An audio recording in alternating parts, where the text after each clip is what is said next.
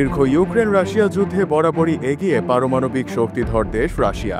তবে মার্কিন যুক্তরাষ্ট্র ও পশ্চিমা মিত্রদের পৃষ্ঠপোষকতায় যুদ্ধক্ষেত্রে এখনও লড়ে যাচ্ছে কিয়েভ। অতি সম্প্রতি ইউক্রেনকে যুক্তরাষ্ট্রের 250 কোটি মার্কিন ডলারের সহায়তা দেওয়ার কথা ঘোষণা করার পর ইউক্রেন রুশ হেলিকপ্টার ধ্বংসের দাবি করল।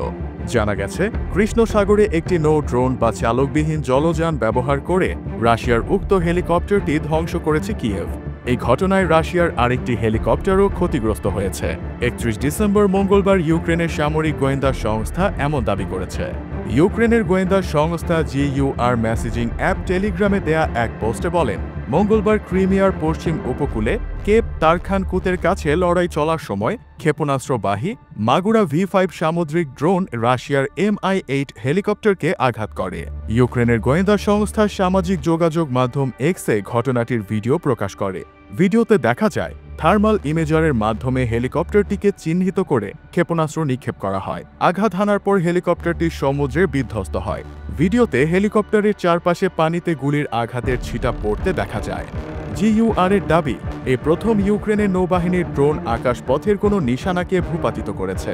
তবে ইউক্রেনের এমন দাবির সত্যতা যাচাই করতে পারেনি বার্তা সংস্থা রয়টার্স।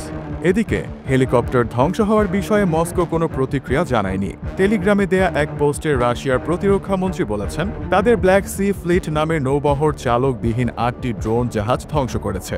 ইউক্রেনের নৌবাহিনী ড্রোনের আঘাতে রাশিয়ার একটি হেলিকপ্টার ভূপাতিত হওয়ার ঘটনাটি প্রখ্যাত রুশ সামরিক ব্লগার ভোয়েনি আজভেদোমিতেলো উল্লেখ করেছেন।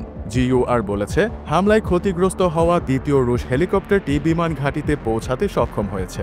GUR প্রকাশিত ঝাপসা ফুটেজে দেখা গেছে, পানির ওপর দিয়ে উড়ে যাওয়া একটি হেলিকপ্টারকে কয়েকটি ক্ষেপণাস্ত্র আঘাত করছে।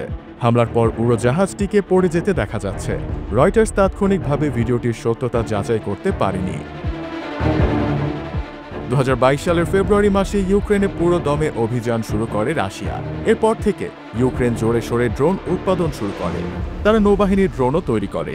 সাধারণত রাশিয়া নিয়ন্ত্রিত ক্রিমিয়া উপদ্বীপে রুশ যুদ্ধ জাহাজ এবং স্থাপনায় হামলা চালাতে কিয়েভের সেনাবাহিনী সামুদ্রিক ড্রোন ব্যবহার করে থাকে। ইউক্রেন বলেছে, নৌবাহিনীর ড্রোন ও ক্ষেপণাস্ত্র হামলায় সেভাস্তোপলে রাশিয়ার প্রধান নৌঘাঁটির ব্যাপক ক্ষয়ক্ষতি হয়েছে। রুশ নৌবহর ব্ল্যাক সি ফ্লিট তাদের প্রায় সব যুদ্ধ জাহাজকে অন্যত্র সরিয়ে নিতে বাধ্য হয়েছে।